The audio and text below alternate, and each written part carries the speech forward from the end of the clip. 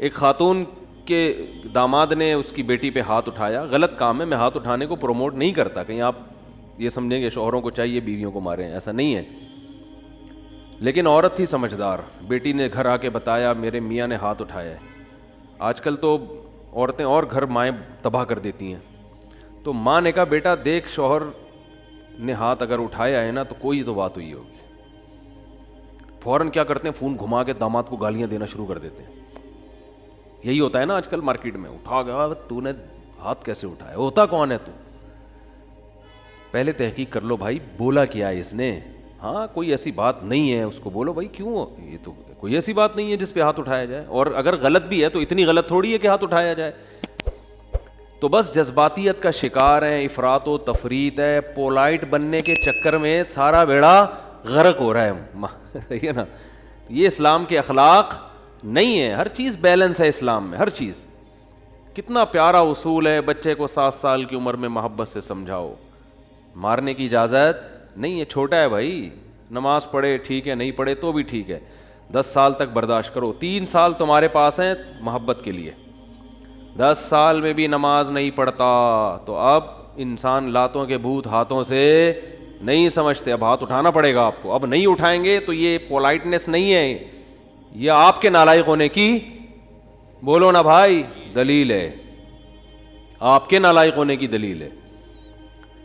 تو ہر چیز میں ایسا ہے, ہر چیز میں, ہر معاملے میں. آپ کا ملازم ہے, صحیح کام نہیں کر رہا, ٹائم پہ نہیں آ رہا, بزنس کا بیڑا غرق کر دیا, محبت سے سمجھاؤ, تمیز سے. 2-4 دفعہ کے بعد چل بھائی چھٹی تیری, نکل پتلی گلی سے, ٹھیک ہے نا. یہ فیکٹری ہے, ہم نے کو عیدی سینٹر تھوڑی کھولا ہوا ہے ہم نے یہاں پہ. ہمارے ایک رشتہ دار فیصل آباد میں, ان کی فیکٹری تھی کپڑے کی, مجھے لے گئے. ویسے مجھے شوق بھی ہے چیزیں دیکھنے کا, کیسے بن رہا ہے, کیا ہو رہا ہے. تو ملازم بڑے تمیز سے کام کر رہے ہیں. میں نے کہا پہلی دفعہ دیکھا ہے ملازم اتنی تمیز سے. انہوں نے کہا ٹھڈے مار مار کے ان کو انسان بنائے. ٹھڈے مار مار کے کیا بنائے, کہہ رہے بیٹھے رہے, کہتے تھے جب آتا تھا سو رہے ہوتے تھے, کام ہی نہیں کرتے. دہاڑی پہ تو ایسا ہی ہوتا ہے نا, کمیشن پہ کام ٹھکا ٹھک ہوتا ہے, دہاڑیوں پہ کام ایسا ہی ہوتا ہے. تو یہ نہیں ٹھڈے وڈے نہیں مارے, تمیز, اصل تو تمیز ہی ہے, لیکن تمیز کی بھی ایک کیا ہے میرے بھائی, حد ہے, حد ہے تمیز. تو مسلمان چونکہ ہماری زندگیوں میں بیلنس ہی نہیں ہے. اصل تو اخلاق ہی ہیں, یاد رکھو. اصل کیا ہے, یہ نہیں کہ اصل سختی ہے. اصل کیا ہے, جو کام اخلاق سے ہوتا ہے وہ سختی سے نہیں ہوتا. اسلام نے اصل تو اخلاق سکھائے. آپ صلی اللہ علیہ وسلم نے فرمایا قیامت کے دن میرے سب سے قریب وہ ہوگا احسنہم اخلاقا, جس کے اخلاق سب سے اچھے ہوں گے. گالیاں ٹھڈے یہ کوئی تہذیب نہیں ہے. مار دھاڑ, گھروں میں چیخو پکار, گالیاں دے رہے ہیں رشتہ داروں کو, گالیاں بلب کے رشتہ داروں کو. بھائی کہ لائٹ اگر جا رہی ہے تو گالیاں دینے سے لائٹ تھوڑی آ جائے گی, ٹھیک ہے نا. نہ بلب کے رشتہ داروں کو گالیاں دینے سے لائٹ آئے گی, نہ بلب کو گالیاں دینے. آپ کی زبان کیا ہو جائے گی, خراب ہو جائے گی. تو اصل تو اخلاق ہی ہیں. حضرت انس ابن مالک رضی اللہ تعالی عنہ نے 10 سال نبی کی خدمت کی ہے, بچے تھے. فرماتے ہیں ایک دفعہ بھی ایسا نہیں ہوا کہ میں نے کوئی کام نہیں کیا اور آپ نے یہ پوچھا کیوں نہیں کیا, اور میں نے کوئی کام نہیں کرنا تھا اور کر دیا تو آپ نے یہ پوچھا ہو کہ کیوں کیا. بس جتنا کام کر دیا ٹھیک ہے, نہیں کیا تو بھی ٹھیک ہے. نبی صلی اللہ علیہ وسلم نے حضرت انس بن مالک کو ایک دفعہ کسی کام سے بھیجا. وہ بچے تھے, بجائے کام کرنے کے بچوں میں کھیلنے لگے جا کے. تو آپ صلی اللہ علیہ وسلم گئے, دیکھا بھائی کہاں ہیں, تو دیکھا وہ تو کھیل رہے ہیں. تو آپ صلی اللہ علیہ وسلم حضرت انس بن مالک کے پیچھے جا کے کھڑے ہو گئے. حضرت انس نے پیچھے مڑ کے دیکھا تو آپ صلی اللہ علیہ وسلم کھڑے ہوئے مسکرا رہے ہیں, کچھ بھی نہیں کہا. سمجھ رہے وجہ کیا ہے بھائی, یہ تو اپنی ان کی والدہ نے گفٹ دیا ہے نا خدمت کے لیے, تو اپنی مرضی سے خدمت کر رہے ہیں, اس میں سختی کیسی. ٹھیک ہے خدمت کر دی تو بھی, اور بچوں کے ساتھ تو ویسے بھی شریعت میں سختی نہیں ہے, بچوں کے ساتھ تو بہت نرمی ہے. میں تو وہ جو ٹھڈے مارنے کی بات کروں تو 30-35 سال کے تھے نا جو پڑے ہوئے ہیں. تو آپ صلی اللہ علیہ وسلم کے ہمیں سیرت میں سختی بھی ملتی ہے اور نرمی بھی. رحمت للعالمین, ایک ایتھیس نے اعتراض کیا یہ رحمت للعالمین ہے اور جناب گردنیں اڑانے کا حکم بھی دے رہے ہیں. یہ کیسے رحمت للعالمین ہے؟ بھائی رحمت للعالمین کا یہ مفہوم کہ کسی کو کچھ بھی نہ کہیں، یہ رحمت نہیں ہے، یہ انسانیت کے لیے زحمت بن جائے گی یہ عادت، تو کیونکہ اس صفت کو فالو کرنا ممکن نہیں ہے۔ رحمت کا معنی ہر لحاظ سے جامع شخصیت ہیں آپ صلی اللہ علیہ وسلم۔ مشہور واقعہ کئی بار سنا چکا ہوں، دوبارہ سنا کے بس پھر آگے بڑھتا ہوں، کہ ایک شخص نبی صلی اللہ علیہ وسلم کی جاسوسی کر رہا تھا، گرفتار ہو گیا، تو آپ نے حکم دیا اس کی گردن اڑائی جائے۔ اب دیکھو گردن اڑانے کا حکم دینا بظاہر یہ رحمت کے خلاف ہے نا۔ ہم کہتے ہیں نہیں بھائی گردن کیوں اڑائی جائے، اسلام تو بہت وسیع مذہب ہے، ٹھیک ہے نا، اللہ بہت غفور رحیم ہے۔ آپ صلی اللہ علیہ وسلم نے حکم کیا دیا؟ گردن، کیونکہ نہیں اڑائی تو یہ اپنے ساتھیوں کے ساتھ ناانصافی ہوگی، کل دوبارہ جاسوسی کرے گا۔ ہمارے ساتھ پہلے اپنے لوگ ہیں، لیکن اس نے اپنی 6 بیٹیوں کا واسطہ دیا کہ میری 6 بیٹیاں ہیں، میں 6 بیٹیوں کا باپ ہوں، آئندہ نہیں کروں گا۔ آپ صلی اللہ علیہ وسلم کو اس پہ ترس آیا اور آپ نے اس کو چھوڑنے کا حکم دے دیا۔ دوبارہ گرفتار ہو گیا، دوبارہ کمبخت جاسوسی کر رہا تھا، پھر اس نے اپنی 6 بیٹیوں کا واسطہ دیا، مجھے نہ مارے، میری 6 بیٹیاں ہیں۔ تو آپ نے کیا فرمایا؟ لا یلدغ المؤمن من جحر مرتین، مسلمان ایک سوراخ سے 2 دفعہ نہیں ڈسا جاتا۔ حکم دیا اس کو مار دو، اس لیے کہ اس کی بیٹیوں کا خیال کریں یا اپنے ساتھیوں کا خیال کریں۔ کیسا بیلنس اس میں اصل بتا دیا کہ اصل رحمت ہے۔ ایک روایت میں آتا ہے تخلقوا باخلاق اللہ، اللہ کی صفات اختیار کرو۔ اللہ کی صفت کیا ہے؟ جود و سخاوت ہے اس میں۔ اللہ کیا ہے؟ غیرت والا ہے، تو ہمیں بھی اپنے اندر کیا پیدا کرنی ہے؟ غیرت۔ تو اللہ کی صفت یہ ہے کہ قرآن حدیث میں آتا ہے کہ جب اللہ نے اس کائنات کو بنایا تو آئندہ کن اصولوں پہ یہ کائنات چلے گی، وہ اصول اللہ نے پہلے لکھ دیے۔ جب کوئی ملک وجود میں آتا ہے تو آئین پہلے بنتا ہے نا، کیا ہو گیا بھائی جان؟ آئین پہلے بنتا ہے، اس کے بعد اس آئین کے تحت قانون وضع ہوتے ہیں۔ تو اللہ نے سب سے پہلے جو چیز پیدا کی وہ قلم، حدیث میں یہ ہمیں سمجھانے کے لیے مثالیں دی گئی ہیں۔ اول ما خلق اللہ القلم، سب سے پہلی چیز جو اللہ نے پیدا کی وہ کیا ہے؟ قلم، کائنات کو بنانے کے بعد، تاکہ جو کائنات جن اصولوں پہ چلے گی نا، وہ اصول، وہ آئین پہلے سے طے ہو جائیں کہ اس آئین کے تحت چلے گی۔ اور اللہ نے سب سے پہلی چیز قلم بنا کے اسے حکم دیا لکھ، ٹھیک ہے نا؟ کیا حکم دیا؟ بولو نا، لکھ۔ تو پہلا اصول لکھا، سبقت رحمتی علی غضبی، میری رحمت میرے غصے پر غالب رہے گی۔ کیا پیاری بات اللہ نے ہم لوگوں کے لیے لکھ دی، جس کی وجہ سے آج ہم بچے ہوئے ہیں۔ یعنی جہاں غصے اور رحمت میں ٹکراؤ ہوگا تو رحمت کیا ہوگی؟ رحمت کا گراف ہمیشہ اوپر رہے گا۔ اللہ یہ بھی لکھ سکتے تھے کہ میرا جو غضب ہے وہ ہوگا ہی نہیں، میرا غضب ہوگا ہی نہیں، ہمیشہ کیا رہے گی؟ رحمت ہی رحمت کے اصول پہ چلے گی، غضب نہیں ہوگا۔ تو پھر لوگ پیغمبروں کی نہیں مانتے۔ قوم عاد، قوم سمود تباہ نہ ہوتی، قوم لوط تباہ نہ ہوتی، فرعون سمندر میں غرق نہ ہوتا پانی میں، اور آگ میں نہ جلتا، اور جہنم نہ ہوتی، تو اللہ نے یہ نہیں لکھا کہ میرا غضب ہوگا ہی نہیں، بلکہ اللہ نے لکھا کہ غضب بھی ہوگا، رحمت بھی۔ لیکن رحمت اور غضب میں جب ٹکراؤ ہوگا نا، تو رحمت کو کیا کروں گا؟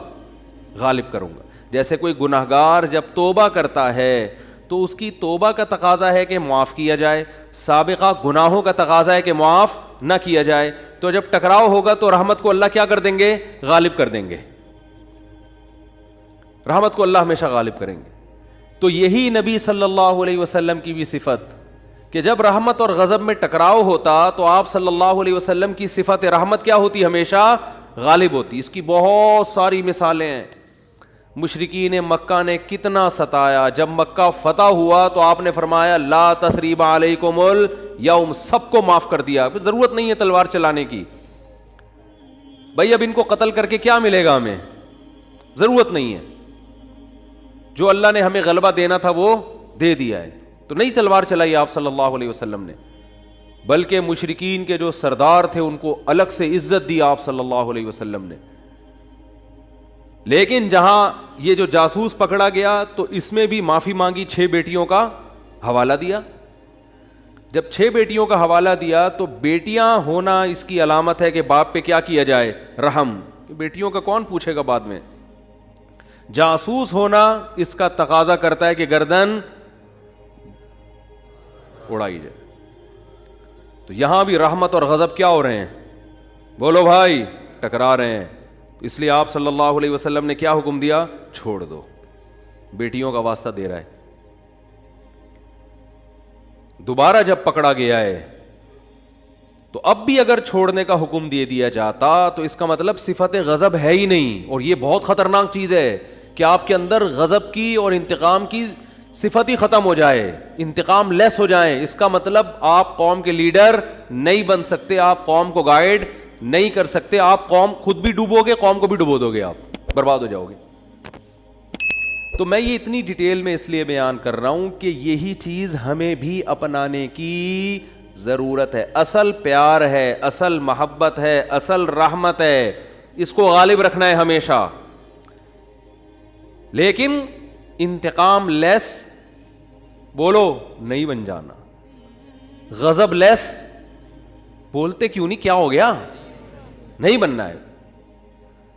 ایسا نہیں ہو جانا کہ اتنے میٹھے کے جو بھی چائے نگل لے کھا کے. تو یہ جو علماء پہ لوگ اعتراض کرتے ہیں وہ یوں نہیں کیا تو ان کو غصہ کیوں آ گیا, کھڑے کھڑے سنا کیوں دی, یہ تو بھائی آدمی ہے, روٹی کھائیں گے تو غصہ آئے گا. اور اگر اتنے میٹھے کہ جو بھی جو مرضی کرتا رہے غصہ ہی نہ آئے تو ایسا نہیں ہوتا. پیغمبروں کو نہیں غصہ آیا. حضرت موسیٰ علیہ السلام کلیم اللہ, صحیح ہے نا, ان کا جلال کیا تھا, مشہور تھا, کلیم اللہ تھے. کیسا جلال کے واقعات ہیں. حدیث میں آتا ہے کہ موت کا فرشتہ حضرت موسیٰ علیہ السلام کے پاس آیا انسانی شکل میں. حضرت موسیٰ نے پوچھا کیسے آنا ہوا, ٹھیک ہے, کہا موت کا فرشتہ ہوں, آپ کی روح قبض کرنے آیا ہوں. حضرت موسیٰ نے ایک کھینچ کے تھپڑ لگا, اتنی زور سے مارا ان کی آنکھ نکل کے گر گئی نیچے. وہ اللہ کے پاس گئے, اللہ اپنے کس بندے کے پاس بھیجا ہے تو نے مجھے, ہے بھائی. پتہ نہیں حضرت موسیٰ کو غصہ کس بات پر آیا, اسٹائل ان کا ایسا ہوگا, ہے بھائی, یا کیا وجہ, وہ تو حضرت موسیٰ ہی جانتے ہیں. ظاہر ہے پیغمبروں کو ناحق غصہ نہیں آتا, لیکن اللہ بس ایک حضرت موسیٰ کی جو جلالی صفت ہے نا اس کا اظہار کرنا چاہتے تھے کہ دشمنوں کو کہ ان سے بچ کے رہو, ٹھیک ہے. انہوں فرشتے کے تھپڑ لگا دیا, تھوڑا سا احتیاط رکھو ان سے. تو اصل کیا ہے میرے بھائی, اصل محبت ہے.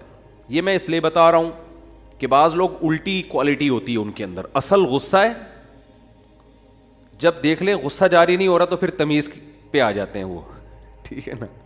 شروع میں کیا کرتے ہیں, غصہ اور مار دھاڑ اور گالیاں یہاں سے شروع کرتے ہیں پہلے, یعنی آپشن یہ ہوتا ہے ان کا. اگر اس سے بندہ قابو میں نہیں آیا تو ان کو اندازہ ہو جاتا ہے یہ قابو میں آنے والا نہیں ہے, پھر وہ کس سے بات کرتے ہیں, تمیز سے بات کرتے ہیں. بالکل اس کی مثال ہے, ایک آدمی نے کسی کے چاقو رکھا, بولا تیری جیب میں جو کچھ ہے نکال دے, اس نے ٹی نکال دی, ٹھیک ہے. اب یہ کہہ رہے تیری جیب میں جو کچھ ہے نکال دے, ٹھیک ہے. یعنی سامنے والا اگر آپ سے بھی بڑا فنٹر نکل آیا تو پھر آپ کہتے ہو بھائی یہاں تمیز, یا تمیز سے بات کے علاوہ آپ کے پاس کوئی آپشن نہیں, فوراً غصہ ٹھنڈا ہو جاتا ہے. تو یہ غلط ہے. نہ تو غصہ لیس ہو جانا ٹھیک ہے کہ کچھ بھی ہوتا رہے, اور چونکہ میاں بیوی میں بہت ہو رہا ہے آج کل, یہ بہت زیادہ پھڈے جھگڑے, داماد ایک نمبر کا ہیروئن چرسی کہیں کا الو کا, کیا بولوں میں, اور برداشت پہ برداشت, نہیں کل ٹھیک ہو جائے گا, نہیں پرسوں ٹھیک ہو جائے گا. وہ بھائی نہیں ٹھیک ہوگا, یہ چھوڑ دو اس کو. نہیں جی اللہ کی رحمت بہت بڑی ہے, ہو سکتا ہے ٹھیک ہو جائے. بھائی اللہ کی رحمت بڑی ہے اس کا یہ مطلب ہے ہی نہیں. اس کا مطلب ہے کہ چھوڑ دو تو اللہ کی رحمت بڑی ہے, کوئی دوسرا دلا دے گا اللہ. جب ثنا خان کو مفتی انس مل سکتے ہیں اور مفتی انس کو ثنا خان مل سکتی ہے, تو اس کا مطلب کسی کو کسی بھی ٹائم پہ کچھ بھی مل سکتا ہے. دو انتہائیں ہیں نا, ایک مولوی اور ایکٹریس کی آپس میں شادی ہو گئی, تو اس کا مطلب کسی کی کسی بھی ٹائم پہ کسی پہ بھی شادی ہو سکتی ہے. رشتوں کی کمی مارکیٹ میں نہیں ہے. تو ایسے ایسے الٹے الٹے لوگوں کو لوگ برداشت کر رہے ہیں کہ ہو سکتا ہے کل ٹھیک ہو سکتا ہے. بھائی ایک حد ہے, حد ہر چیز میں کیا ہے, ایک لمٹ ہے. اولاد بگڑی ہوئی ہوتی ہے, میں والدین کو کہتا ہوں بھائی اپنے بیٹے کو ایک حد تک تربیت کرو, نہیں آ رہا نا قابو میں, نکلو. بولو پتلی گری سے سامان گھر سے اٹھا کے کیا کرو, نکلو. زیادہ نہیں بدماشی ہے, تیرے باپ کا گھر ہے, تیرا گھر نہیں ہے.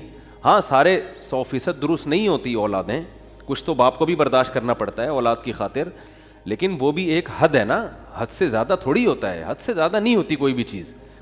پھر اس میں ایک اصول یہ بھی ہے کہ یہ دیکھا جائے گا بڑا نقصان کس میں. لوگ کہتے ہیں اگر تعلق ختم کیا تو یہ ہو جائے گا, یہ ہو جائے گا. بھائی تعلق ختم کیا تو یہ ہو جائے گا, نہیں کیا تو یہ ہو جائے گا, تو دونوں میں پلس مائنس کیا کرو کہ زیادہ نقصان کس میں. ہمیشہ اس اصول پہ زندگی گزرتی ہے. یاد رکھو دنیا میں سارے فائدے کی چیزیں کبھی بھی حاصل نہیں ہوتی, ہر کام کے کچھ سائیڈ ایفیکٹ ہوتے ہیں. عقل مند آدمی یہ دیکھتا ہے کہ سائیڈ ایفیکٹ زیادہ ہیں یا اس کے بینیفٹس زیادہ ہیں. اس اصول پہ زندگی گزاری جاتی ہے. اگر اس اصول پہ زندگی نہیں گزارو گے ساری زندگی کبھی کوئی فیصلہ آپ سے ہوگا ہی نہیں. سمجھ رہے ہو کہ نہیں سمجھ رہے؟ ساری زندگی کنفیوز رہو گے اور کبھی کوئی فیصلہ آپ سے ہوگا ہی نہیں. ہمیشہ اس اصول پہ زندگی گزرتی ہے کہ یہ کام کرنے میں بھی نقصان, نہ کرنے میں بھی, کرنے میں زیادہ یا نہ کرنے میں زیادہ. اس کو پلس مائنس کر کے فوراً رپورٹ مارکیٹ میں لایا کرو, ٹھیک ہے نا, اور رپورٹ خود تیار کرو, کرنا ہے بھائی کہ یہ سائیڈ ایفیکٹ ہیں اس کے, تو یہ برداشت کریں گے. جیسے اینٹی بائیوٹک ہے, کچھ سائیڈ ایفیکٹ ہوتے ہیں, اب ہوتے ہیں تو ہوتے رہیں, کیا خیال ہے؟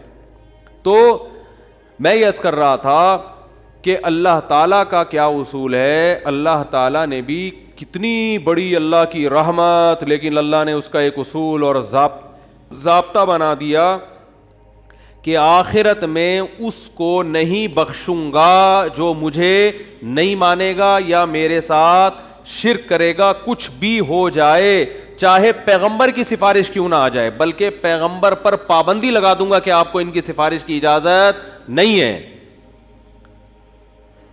تو یہ بہت بھائی اس سے پتہ چلتا ہے ایمان بہت بڑی نعمت ہے. آج مسلم گھرانوں میں بات بات پر ایمان سے ہاتھ دھو بیٹھتے ہیں.